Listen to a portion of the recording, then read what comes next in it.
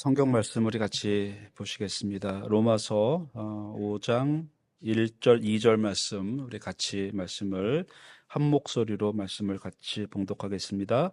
그러므로 우리가 믿음으로 의롭다 하심을 받았으니 우리 주 예수 그리스도로 말미암아 하나님과 화평을 누리자. 또한 그로 말미암아 우리가 즐거움으로 서 있는 이 은혜에 들어감을 얻었으며 하나님의 영광을 바라고 즐거워하느니라. 아멘. 제가 이번 주 시작하면서 그 토마스 아켐퍼스의 그리스도를 본받아 이제 그거를 다시 한번 듣기 시작했는데 하루 정도 들으면 책 한 권을 이제 읽게 돼요. 근데 그 안에 그 내용을 이렇게 들어보면 그때가 이제 중세 교회가 거의 끝나갈 때쯤입니다. 이제 그 내용에 보면 수도원과 수녀원이 생겼을 때 우리가 얼마나 하나님을 정말 뜨겁게 찬양하고 그 날을 기대하고 그 시간을 기대하고 먹는 거는 정말 보잘것없는 거 먹고 하루 종일 일하고 그러면서 밤이 되면 그 예배를 사모하고 찬양을 사모하고 기도를 사모하고 했던 그 열정이 다 어디 갔냐. 그런 거를 아주 한탄을 하면서 그 책 내용을 이게 쓰는 것을 제가 보면서 근데 왜 모든 시대에 그렇게 되나. 그때도 그랬고 그 다음 세대도 그랬고 우리 세대도 그랬고 또 하박국 말씀을 준비하다 보니까 하박국 시대에도 그랬고 나훔 시대에도 그랬고 왜 그랬을까라는 그런 그 생각을 이제 하면서 좀 안타까운 마음이 들더라고요. 근데 사도 바울도 같은 마음이었습니다. 이 복음을 전했을 때 우리가 생각하는 것처럼 많은 사람들이 복음 앞으로 나온 건 아니었어요. 그래서 사도 바울은 어떻게 하면 이 복음을 하나님 말씀을 예수 그리스도를 사람들에게 전해서 저 사람들이 멸망당하지 않고 구원받게 하나. 그것이 그냥 사도 바울의 모든 사역의 중심이었습니다. 그래서 자기의 모든 삶을 다 포기하고 사역을 감당했던 그 사도 바울을 볼 수가 있는데 로마서 말씀 역시도 마찬가지입니다. 어떻게 하면 이 복음이 전해지나 이런 거예요. 근데 복음이 사도 바울의 온통 관심사입니다. 어떻게 하면 이게 유대 지경을 넘어가고 이 복음이 온 세상 가운데 이 복음이 전파되어지나 라는 그것이 관심이라는 거죠. 근데 이제 특히 현대에 오면서 이런 것들이 너무 사라져 가고 있는 모습을 볼 수가 있습니다. 우리가 지난주에 말씀을 우리가 잠깐 돌아보면 그에게 의로 여겼다 기록된 것은 아브라함만을 위한 것이 아니다라고 하면서 우리도 위함이니 그랬습니다. 여기서 우리도라고 하면 아브라함만 아니고 그러니까 우리까지 이방인들까지도 위함이다라고 하면서 이 복음의 지경을 유대인에게서 이방인에게로 그러니까 여기 지금 편지를 받는 것이 로마이기 때문에 로마까지 로마 제국까지 이 복음의 지경을 넓혀 가려는 그러한 애쓰는 사도 바울의 모습을 볼 수가 있습니다. 그리고 우리가 이렇게 복음을 지경을 넓혀야 되는 이유가 예수님이 왜 죽으셨고 예수님이 왜 살아나셨나라는 말씀을 4장 25절 말씀에서 하고 계십니다. 우리의 죄 때문에 죽으셨고 우리를 의롭다 하기 위하여 살아나셨고 그것이 예수님이 이 땅에 오신 목적이고 예수님이 죽으신 목적이고 예수님이 사신 목적이라는 거죠. 그런데 자, 사도 바울이 지금 이제 4장까지 오면서 1장에서 3장까지는 율법의 행위로서는 의롭다 하심을 받지 못한다라는 말씀을 했고 3장 21절부터는 모든 사람이 죄를 지었다. 그러나 예수님께서 예수님 그 하나님의 의가 나타나셨는데 바로 그분이 예수님이시다. 그래서 그분이 우리의 모든 죄를 다 없애주셨다. 그리고 4장에 들어와서 이신칭의의 교리를 말씀을 하고 있습니다. 아브라함과 다윗의 예를 들면서 아브라함은 율법이 생기기 전에, 즉 할례 받기 전에 의롭다 하심을 받았다라는 말씀을 하고 있습니다. 그러니까 할례가 우리를 의롭다 하는 것이 아니라는 거죠. 율법은 아브라함 후에도 몇백 년 후에 율법이 생겼다는 거죠. 그러면서 할례나 율법이 우리를 구원하지 못한다라는 거예요. 그 다음에 다윗의 말씀을 하면서 불법이 사함을 받고 죄가 가려짐을 받은 사람들은 복이 있고 주께서 그 죄를 인정하지 아니하실 사람은 복이 있도다라고 고백을 했습니다. 자, 이 말씀은 뭐냐면 우리가 죄가 그냥 있다라는 거예요. 그런데 하나님이 그 죄라고 인정해 주지 않는 그 사람이 복이 있다라는 거죠. 즉, 이 말씀은 우리가 행위로 구원받는 것이 아니고 또 아브라함 때처럼 율법으로 구원받는 것도 아니고 오직 예수 그리스도를 믿음으로 우리가 은혜 구원을 받는다라는 말씀을 하고 있는 것입니다. 그래서 로마서 4장에 이를 아니할지라도 경건하지 아니한 자를 의롭다 하시는 이를 믿는 자에게는 그의 믿음을 의로 여기시나니, 여기에서 이를 아니할지라도, 즉 율법을 지키지 않아도 하나님께서 그를 의롭다 하시고 그의 믿음을 의로 여기신다라는 거예요. 이렇게 말씀을 하는 이유가 있습니다. 이거는 현재 로마 교회를 구성하고 있는 유대인들에게는 빨리 우리가 가장 존경하는 아브라함도, 우리가 가장 존경하는 다윗도 할례나 율법이나 행위로 구원받지 않았다라는 거예요. 그래서 우리가 갖고 있는 이 율법의 테두리에서 빨리 벗어나자, 그런 말씀을 하고 있는 거죠. 그래서 우리가 설정해 놓은 그 경계, 내가 설정해 놓은 그 경계를 빨리 뛰어넘자라는 거예요. 그러니까 유대인으로서 설정해 놓은 그 경계를 넘어가야만 복음이 전파되어진다는 거예요. 근데 결과적으로 유대인들은 그 경계를 넘지를 못하고 주저앉아 버렸던 겁니다. 그럼 하나님의 일이 거기서 멈추냐? 아니죠. 하나님의 일은 그 촛대를 이방인에게 넘겨버리신 거죠. 그래서 로마 사람들이 이 복음을 가져가고 헬라 사람들이 복음을 가져가고, 그래서 로마와 헬라, 즉 그리스와 로마가 교회의 중심지가 된 거예요.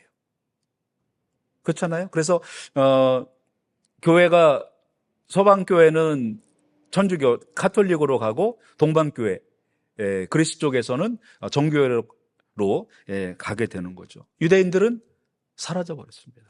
왜? 이 지경을 넘지를 못했기 때문에 그런 것입니다. 그래서 사도 바울은 다시 한번 강조를 하는 겁니다.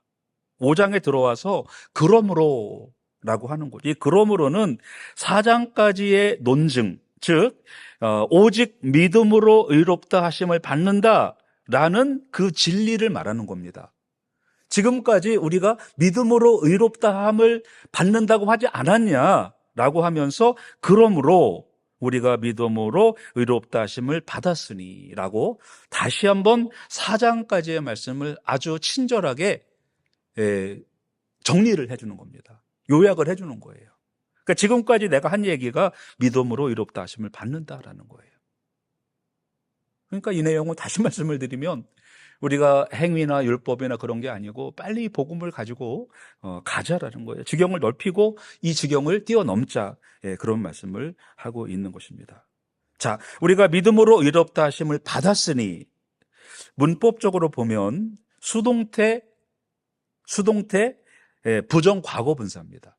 문법적으로. 그러니까 내가 의롭다 함을, 내 스스로가 행위로 의롭다 하심을 믿음으로 받았다, 그게 아니고 하나님께서 우리의 믿음을 보시고 의롭다 하심으로 인정하셨다라는 겁니다. 그러니까 우리의 노력이나 행위가 아니고 전적으로 하나님의 은혜로 우리가 의롭다 하심을 받았다라는 겁니다. 그리고 여기에서 과거형이거든요.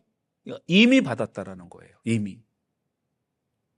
그러니까 의로운 자로 인정함을 받았다라는 확고한 전제가 여기에 깔려 있는 겁니다. 이미 우리는 의로운 사람이다라는 거예요. 근데 그럼에도 불구하고 내가 의로운 사람인가? 자기 정체성을 모르는 거죠. 그러니까 우리 크리스찬들이 이제 현대에 살아가는 크리스찬들의 문제가 그겁니다. 우리 크리스찬의 정체성이 뭐냐라는 거예요. 근데 오늘도 저희 일하는데 새로운 젊은 사람이 이제 왔는데, 뭐 저는 일단 새로운 사람이면 잘해줘야 되거든요. 왜 그러냐면 이제 우리 교회를 혹시 데려올 수 있을까 그런 마음이 이제 생겨서 근데 다행히 교회를 안 다니는 사람이더라고요. 일단 교회를 안 다니면 일단 얘기하기가 편하잖아요. 그래서 슬쩍 이제 내가 목사라는 이야기를 슬쩍 얘기를 꺼냈더니 조금 저를 이렇게 안타깝게 같이 일하시는 그 형님도 미쳤어요? 저한테 그래요. 미쳤어요. 아들도 돈 잘 벌고 목사님도 돈 잘 버는데 근데 우리 크리스찬의 정체성이 돈 버는 정체성은 아니잖아요. 그죠? 그러니까 세상 사람과의 관심을 좀 달라야 된다는 거예요. 그러니까 이 친구도 이제 오늘 새로운 그 젊은 친구도 어디로 멀리 이제 뭐 시간당 100불 넘는 이제 그런 일을 1년짜리 일을 간다 그래요. 그러니까 뭐 1년씩 시간당 100불씩 뭐 이렇게 벌면 일주일에 60시간씩 일하고 어마어마한 돈을 버는 거잖아요. 그러면서 형님도 저랑 그런 데 같이 가면 돈 많이 버실 텐데. 그러니까 이 크리스천들조차도 그 정체성의 그 성립이 많이 흐트러졌어요. 제가 이제 조 목사님이 이번 주까지 오시고 이제 한 달 동안 한국에 가시는데 제가 주일 오후에 뭘 할까 생각하다가 창조론에 대해서 창조과학에 대해서 좀 4주간 특강을 해야 되겠다 생각을 하고 그동안에 제가 이제 뭐 다운받아놨던 오디오북 창조론에 관한 걸 이렇게 듣는데 이게 진화에 대한 이야기가 나오는데요. 이게 진화가 태화가 되는 경우가 많아요. 그러니까 우리가 이렇게 이제 외부에서 나쁜 것들을 이렇게 받게 되면 우리 안에 유전자들이 바뀌면서 우리 후손들에게 나쁜 영향을 준다는 거죠. 근데 그런 이야기를 들으면서 우리 크리스찬들에게 나쁜 유전자가 들어온 것 같아요. 나쁜 유전자. 우리 크리스찬들 교회들에게 좋은 유전자가 들어와서 그 좋은 유전자를 우리 다음 세대에게 넘겨줘야 되는데 이게 나쁜 유전자가 들어와가지고 우리 다음 세대들에게 나쁜 유전자를 자꾸 전해주는 것 같아요. 우리 부모님 세대에서도 나쁜 유전자가 사실 우리한테 들어온 게 있어요. 그게 뭐냐면 자유주의 신학과 기복주의 신학 이거예요. 그러니까 성경을 성경으로 안 보고 하나님 말씀으로 안 보고 그 다음에 우리 신앙생활의 정체성이 은혜로 구원받는 정체성이 아니고 예수 잘 믿어서 복받는 그런 정체성으로 간 거예요. 근데 이 유전자가 이게 환경에서 나쁜 영향을 계속 받으면 무슨 화학약품이나 아니면은 뭐 오존의 파괴나 이런 것들 때문에 나쁜 영향을 받으면 우리 후손들에게 나쁜 유전자가 가는 것처럼 우리도 뭔가 좀 잘못된 신앙의 유전자를 갖고 있지 않나 그런 생각을 했어요. 근데 사도 바울은 지금 여기에서 하는 말씀을 하고 있는 것은 무엇이냐면 우리가 믿음으로 의롭다 하심을 받았다 라는 그 말씀을 아주 강력하게 말씀을 하고 있는 거예요. 그러니까 1장에서 4장까지의 전체의 그 내용을 요약을 해놓은 것이 4장 5장 1절에서 그러므로 우리가 믿음으로 의롭다 하심을 받았으니 라고 아예 선언적으로 말씀을 하고 있습니다. 그런데 그것은 내 노력으로 된 것이 아니고 우리가 수동태라고 했죠. 수동적으로 하나님이 주셔서 우리가 그렇게 되었다라고 말씀을 하면서 받았으니 우리 주 그리스도로 말미암아라고 하는 거죠. 그러니까 의롭다 하심의 근거가 우리 주 예수 그리스도로 말미암아라는 것입니다. 그러니까 의로움의 근거죠. 믿는 근거가 우리 주 예수 그리스도라는 것입니다. 그래서 그의 대속의 죽음, 그의 부활, 그를 통해서 우리가 의롭다 하심을 받았다라는 것입니다. 그러면서 이렇게 이제 우리가 믿음으로 의롭다 하심을 받았으니 우리 주 예수 그리스도로 말미암아라고 하면서 우리가 가진 믿음에는 다음 세 가지의 복이 있다라는 겁니다. 그래서 우리가 믿음을 가진 사람들의 3대 보물이 있는데 1절, 2절에 그 3대 보물이 나온다는 겁니다. 그래서 오늘 말씀의 제목이 믿음의 3대 보물이라고 제가 말씀을 정했습니다. 그러면 그 첫 번째 보물은 무엇이냐? 화평입니다. 하나님과 화평을 누리자라고 했습니다. 여기서 화평은 샬롬인데 원래 샬롬의 뜻은 전쟁이 없는 상태를 말합니다. 전쟁은 뭐 현대도 이 전쟁은 좀 비참하지만 옛날 전쟁을 우리가 한번 보면 그게 이제 영화 같은 데로 그 전쟁을 보면 지금은 총에 맞아서 죽고 아니면 폭탄이 터져서 죽고 지금 트럼프가 공격하는 베네수엘라에서 이게 배가 마약을 싣고 가요. 그러면은 이제 비행기가 떠가지고 그 배를 쫓아가다가 거기에다가 이제 그 미사일을 그 폭탄을 내려 꼽습니다. 그러면은 지나가는 그 고속정이 폭탄에 맞아갖고 뻥 날아가고 그냥 끝이에요.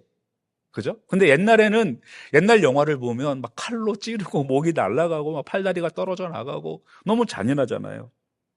근데 옛날에는 전쟁이 너무 잔인하니까 또 뭐 전쟁이 일어나면 남자들 다 죽이고 여자와 아이들은 노예로 잡아가고 그런 것이 그 당시에 전쟁이었잖아요. 그래서 전쟁이 없는 상태가 샬롬이었습니다. 그런데 여기에서의 샬롬은 화평을 누리자라는 것은 전쟁이 없는 상태에다가 평화, 안전, 번영, 복지 하여튼 모든 좋은 것이 다 포괄된 상태를 말하는 겁니다. 그래서 우리가 예수를 믿는 사람들은 하나님과 화평을 누려야 된다라는 거예요. 화평을 누리자. 근데 우리가 왜 화평을 못 누리냐 이거죠. 그렇죠? 오늘도 저는 이제 이 교회다가는 계속 뭔가를 저는 막 듣고 싶으니까 계속 듣는데 말씀을 들으면서 왜 우리가 화평을 누리지 못할까? 하나님 믿는 게 예수님 믿는 게 이렇게 좋은데 왜 이거를 사람들이 느끼지 못할까? 막 그런 생각이 하니까 막 안타까워요. 저 스스로도 그래서 올 때는 성경 암송을 하자 그래가지고 열심히 성경을 암송을 하면 어떤 부정적인 생각이 자꾸 나가는데 이게 화평을 누리자라는 의미는 이제 권고적 의미가 있고 선언적 의미가 있습니다. 권고적 의미는 뭐냐면 그냥 권고하는 거예요. 사도 바울이 예수 믿는 사람들한테 자 우리가 예수님을 믿어서 그리스도로 말미암아 의롭다 하심을 받았으니 여러분 우리가 화평을 누려야 됩니다. 라고 이렇게 권고하는 그 권고적 의미가 있어요. 그런데 이제 우리 성경 개역 개정 성경에서는 이제 그런 의미로 말씀이 되어 있거든요. 그러니까 예수님으로 말미암아 하나님과 화평을 누리세요라고 이렇게 권고적 의미로 말씀이 나옵니다. 그런데 이제 현대적 해석에 의해서 다른 해석들을 하는 이제 그 번역본들이 있는데 여기는 선언적 해석입니다. 이미 우리가 우리에게 그 하나님의 화평이 주어졌다라는 거예요. 그러니까 이 상태가 이거를 경험하고 이 상태가 영원하게 우리에게 전에 성취가 되었기 때문에 우리가 선언적으로 우리는 화평한 상태로 들어가야 된다라는 그러한 말씀입니다. 그러니까 어쨌거나 우리가 사도 바울이 권고해서 여러분 제발 예수 믿고 화평을 누리십시오라고 하든 아니면 우리가 우리 마음에서 벌써 이 화평을 받았어. 그래서 우리 마음은 어떤 일이 있어도 평안을 누려. 이건 선언적인 거잖아요. 그렇게 하든 이 화평에는 두 가지의 복이 담겨져 있습니다. 하나는 법정적 복이에요. 이거는 우리가 이제 이렇게 재판을 하는데 그 전에 이제 우리 교회 나왔던 분이 이제 그런 얘기를 해주시는 기억이 나요. 자기가 이제 차를 세워놓고 다리가 불편해서 이렇게 문을 열어놨대요. 차 문을 열어놓고 문을 열어놓은 상태에서 이제 짐을 내리는데 다리가 이제 오른쪽 다리가 불편하시니까 뭐 뒷문을 열고 하는 시간이 오래 걸렸나 봐요. 근데 운전이 미숙한 이 백인 호주 백인이 지나가다가 문을 치고 간 거예요. 그러니까 이 호주 백인이 그 자기가 지나가는데 여자가 문을 열고 나와서 문을 친 거다. 그러니까 나는 잘못이 없다. 그렇게 얘기했고 그 집사님은 아니다. 나는 문을 열어놓고 있었고 내가 다리가 불편해서 물건을 꺼내느라고 좀 시간이 걸렸다. 근데 이 친구가 잘못해서 그런 거다. 그래가지고 결국은 법정에 갔습니다. 근데 집사님이 이겼어요. 왜 이겼냐면 그 앞에 그 한국 그 청년이 그걸 보고 있다가 문을 치는 걸 봤어요. 증인이 있어가지고. 그래가지고 보험 처리 그 사람이 다 해주고 그래가지고 이겼거든요. 근데 그 재판에서 이기기까지는 이분이 얼마나 마음이 불안했는지 모른다는 거예요. 그러니까 법정적으로 화평이라는 것은 이제는 이게 결정이 된 겁니다. 그러니까 우리가 하나님 안에서 화평을 누린다라는 법정적 의미는 우리는 이미 재판이 끝났다라는 거예요. 그 재판이 끝났으면 우리는 화평을 누려야 되거든요. 근데 재판이 끝났음에도 불구하고 내가 재판에서 질까 이길까? 근데 그 말이 안 되는 거잖아요. 근데 우리 크리스찬들이 지금 말이 안 되는 행동을 하고 있는 거예요.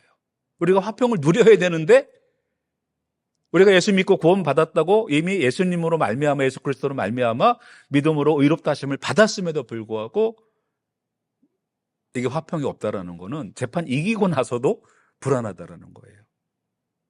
그리고 이 화평은 심리적 화평의 의미도 있습니다. 그러니까 이제 우리가 앞에 법정적 화평에서 우리가 이미 재판이 끝났고 우리가 갖고 있던 죄, 우리가 잘못했던 거를 예수님의 그 죽음과 사심으로 다 없애주셨거든요. 그럼 우리는 이 심리적으로 안정을 누려야 된다는 거예요. 바로 그 말씀입니다. 그래서 우리가 예수님을 믿는 사람들은 첫 번째 그 보물이 화평의 보물이에요. 이게 되어야 된다는 거예요. 두 번째는 이제 5장 2절에 나와 있는 거죠. 그로 말미암아 우리가 믿음으로 서 있는 은혜에 들어감을 얻으며, 그러니까 두 번째 보물은 은혜에 들어감을 얻으며입니다.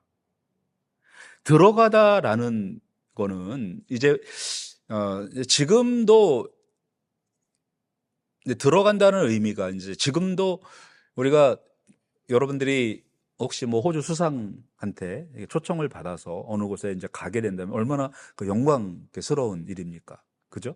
한국에서는 뭐 대통령이 부르면 목사님들도 대통령이 부르면 청와대 갔다 오면 타락을 한 목사님들이 그렇게 많대요. 네, 그래서 자기가 뭐 청와대 가서 대통령 만나고 와가지고 그다음부터는 이상하게 돼가지고 정치바람이 들어가지고 목사님들 그런 목사님들이 꽤 있답니다. 근데 여기에서 들어간다는 의미는 고대의 왕이나 지위가 높은 사람에게 들어가는 거예요. 이거를 이제 우리 현대말로 표현하면 접근권입니다. 왕에게 들어갈 수 있는 접근권을 받았다라는 거예요. 그러니까 우리가 하나님께 들어가는 그러한 그 접근권을 받았다라는 거예요. 그런데 이게 이제 헬라어로 그 동사 완료형이거든요. 우리가 하나님 앞에 들어갈 수 있는 그 은혜에 들어감을 얻었다라는 건 이미 완료가 되었다. 그리고 나서 완료가 된 상태에서 그 완료된 상태가 계속 지속되고 있다. 그런 의미입니다. 그러니까 우리가 그 은혜에 들어가는 일시적으로 은혜를 받고 또 교회 왔다가 돌아가서 은혜를 또 홀딱 교회다가 놓고 토해놓고 가고 그게 아니고 우리가 늘 이 은혜 가운데 있다. 그런 의미예요. 그러니까 믿음을 가진 사람들의 두 번째 보물은 바로 그것입니다. 그러니까 이 은혜는 바로 하나님과의 그 관계가 지속되고 있음을 말하는 거고, 우리가 하나님에게 접근해서 들어간 겁니다. 하나님을 들어가서 만난다라는 거예요. 그 다음에 우리가 이 은혜에 들어간다라는 것은 구원의 확고한 지위를 갖게 되었다. 그런 의미를 갖고 있는 것입니다. 자, 우리가 은혜에 들어가는 복, 하나님에게 접근할 수 있는 그 복을 우리는 받았어요.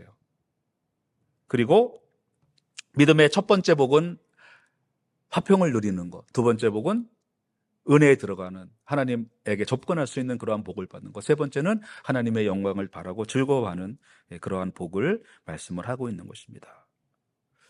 자, 하나님의 영광은 이제 이 원래적인 의미는 이제 미래적인 거예요. 하나님의 영광은 하나님 앞에 서는, 그러니까 죄와 속박에서 완전히 해방돼서 하나님 앞에서는 천국에 들어가는 그러한 상태를 말하는 거거든요. 근데 여기 보면 하나님의 영광을 바라고 즐거워하는 것, 바라다라는 거는 소망하다라는 거예요. 그러니까 이거는 현재형입니다. 내가 지금 하나님의 영광을 바란다라는 거죠. 그 다음에 즐거워한다라는 거는 미래형입니다. 그러니까 현재적으로는 하나님의 영광을 바라고 살아가는 거예요. 그러니까 실제적으로 하나님의 영광에 대한 것을 바라보고 그것에 대한 사실적인 그것을 우리가 소망하면서 살아가는 거예요. 이거는 믿음이 있는 사람들만 할 수 있는 겁니다. 믿음이 있기 때문에, 천국을 믿기 때문에 하나님의 영광을 바랄 수가 있는 거예요. 그리고 즐거워하는 것은 미래형입니다. 그런데 미래형인데 이미 그것을 받은 줄로 믿고 그 미래가 현재가 되는 거예요. 그런 의미입니다. 그러니까 장차 받을 것을 우리가 현재적으로 누리는 겁니다. 왜? 영광에 대한 그 확신이 있기 때문에. 그러니까 토마스 아퀴나스가 그거예요. 그분이 체험한 그 하나님, 그분이 체험한 그 예수 그리스도, 그냥 그분은 하나님에 대한, 예수님에 대한 그러한 말을 할 때 그 책에 들어있는 내용은 정말 그 하나님에 대한 그 열망, 예수님에 대한 열망이 그 안에 담겨져 있는 내용들을 볼 수가 있어요. 글로 보지만 그의 모습이 상상이 될 정도로 하나님을 믿고 예수님을 믿는 것이 어떤 의미가 있는지를 느낄 수가 있는 겁니다. 바로 그 상태를 말하는 거예요. 바라고 즐거워하느니라. 현재적으로 내가 바라고 있어요. 그러나 즐거워하는 것은 미래형인데 그것을 당겨서 미래에 받을 복을 내가 현재에 그거를 누리고 있다라는 것입니다. 그러니까 이제 2절의 말씀, 2절의 말씀에서 우리가 은혜에 들어가는 복, 그 다음에 하나님의 영광을 바라는 즐거움, 이것을 우리가 정말 분명한 우리 믿음으로 가져야 되는 것입니다. 그래서 우리가 이제 현재적으로는 하나님의 은혜 가운데 머물러야 됩니다. 이 은혜에 들어감을 우리가 얻었잖아요. 그러면은 지금 우리는 그 영광을 바라보고 나가야 됩니다.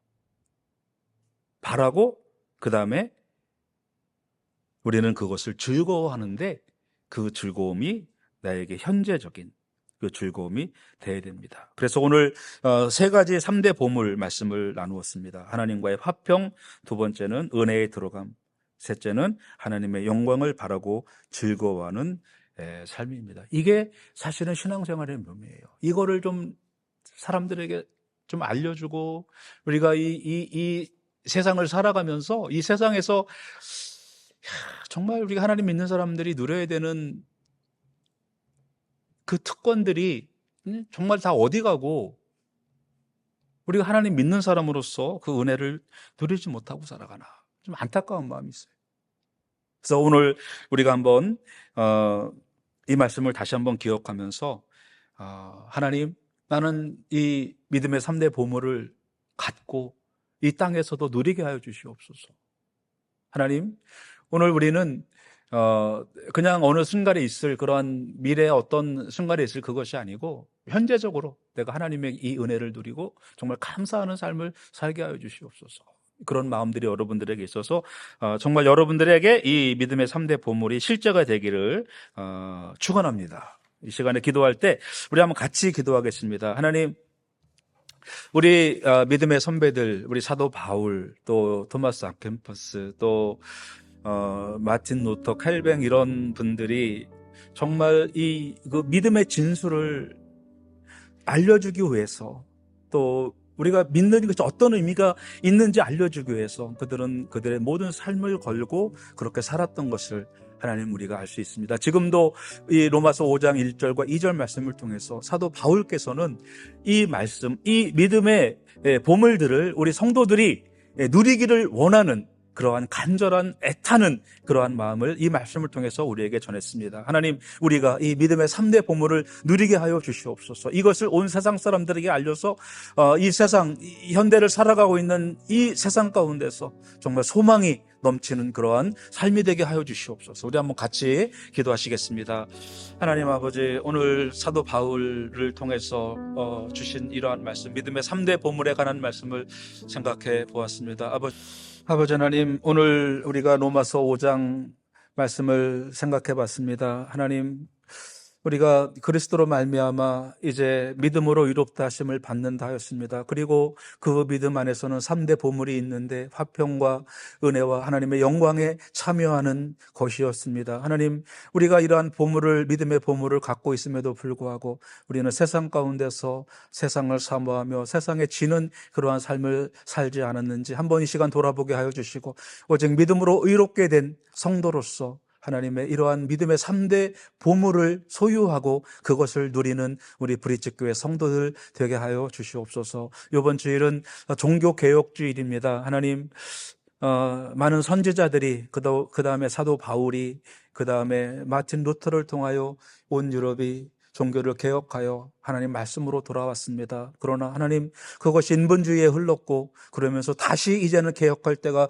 되었사오니 하나님, 우리 브릿지교회 성도들을 통하여서 다시 한번 교회의 개혁이 일어나게 하여 주시고 종교의 개혁이 일어나게 하여 주시고 우리의 삶의 개혁이 일어나게 하여 주시옵시고, 또 우리 한 사람 한 사람, 우리 성도들 한 사람 한 사람 안에 개혁이 일어나서 우리를 통하여 다시 한번 이 세상 가운데 부흥의 불길이 다시 한번 되살려지는 그러한 주님의 일꾼들로 우리를 세워 주시옵소서. 오늘도 함께 하신 하나님께 감사드리오며 예수님 이름으로 기도드립니다. 아멘.